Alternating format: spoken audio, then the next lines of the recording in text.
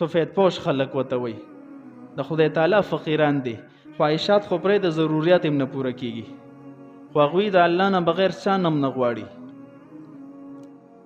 هغه د مزدور په شکل کې هم دی، هغه د رکشې والا په شکل کې هم دی، هغه د ریډې والا په شکل کې هم دی، هغه د ملازم په شکل کې هم دی. یعنی هغوی چاته لاس نه نیسي، ډېره حیا ورځي. نو دغه سفید پوش خلک چې کم دي دا په خپل معاشره کې ولټوي، بیا خصوصا په خپل خاندان کې ولټوي چې دا خلک رانه به دې عمل کې پاتې نشي. دې کې دوه فایدې دي، یو د صدقې او د زکات اجر دا خو به اسم ملاویږي ځکه چې ادایګي کې، دویم د صله رحمۍ د رشتہ دارۍ د قیام اجر بم درته ملاویږي.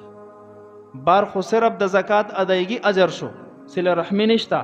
په خپل خاندان کې صله رحمي مو سره ملاویږي.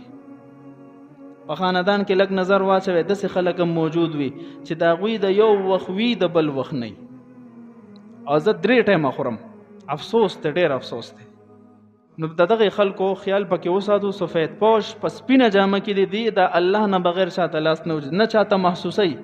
نو دغه خلکو له بیا خپل زکاتونو کې حصه ورکړو. الله